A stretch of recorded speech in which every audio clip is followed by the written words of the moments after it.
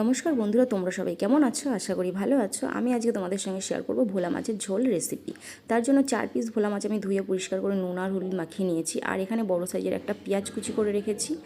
আর এখানে আমি নিয়ে নিয়েছি আদা, জিরে আর কাঁচা লঙ্কা বেটে রেখেছি।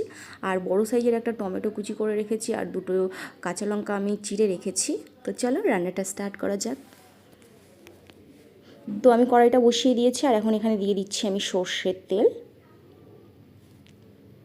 তো তেলটা এখন আমি একটুখানি ছড়িয়ে দেবো, নাহলে মাছটা ভাজার সময় কড়াইতে লেগে যাওয়ার ভয় থাকে।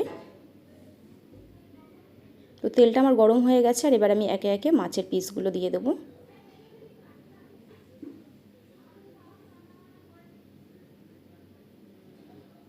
তো আমি সব কটা মাছই দিয়ে দিলাম, কড়াইতে ধরে গেল যেহেতু তাই দিয়ে দিলাম।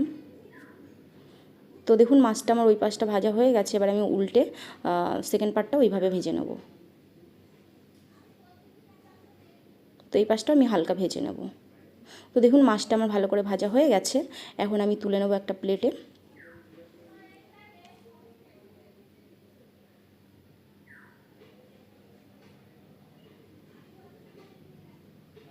তো মাছগুলো আমি তুলে নিয়েছি। এখন আমি এই কড়াইতে এই তেলেই দিয়ে দেবো অল্প একটু কালো জিরে।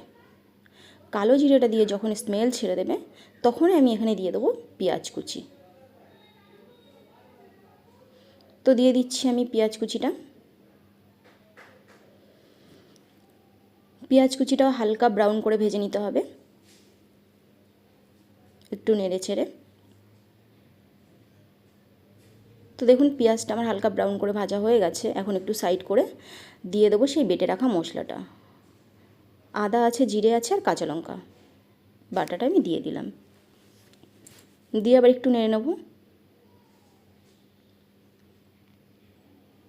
যাতে কাঁচা গন্ধটা চলে যায়। তারপর আমি এখানে দিয়ে দেবো টমেটো কুচিটা।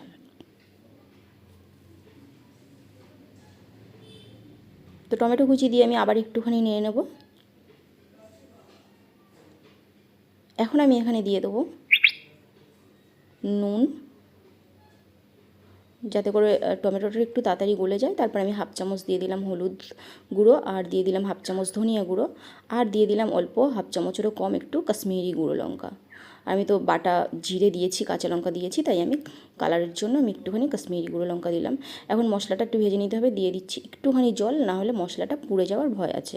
তো একটু জল দিয়ে ভালো করে মশলাটা একটু কষিয়ে নিতে হবে।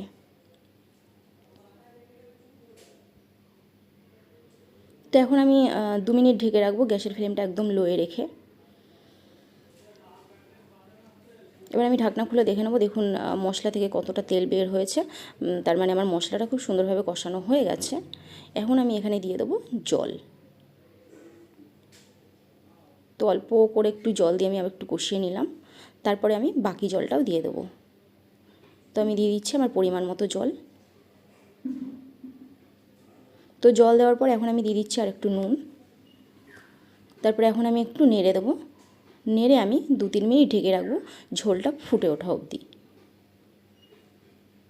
তো ঢাকনা খুলে এখন আর একবার দেখে নেব। দেখুন ঝোলটা খুব ভালোভাবে ফুটে উঠেছে। এখন এই সময় আমি দিয়ে দেবো ভেজে রাখা মাছগুলো।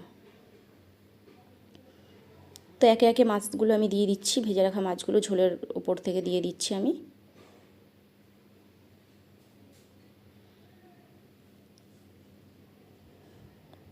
এবার একটু আমি খুন্তি দিয়ে নেড়ে মাছগুলো একটু ঝোলের ভেতর ঢুকিয়ে দিচ্ছি। এবার আমি আরও 2-3 মিনিট ঢেকে রাখবো।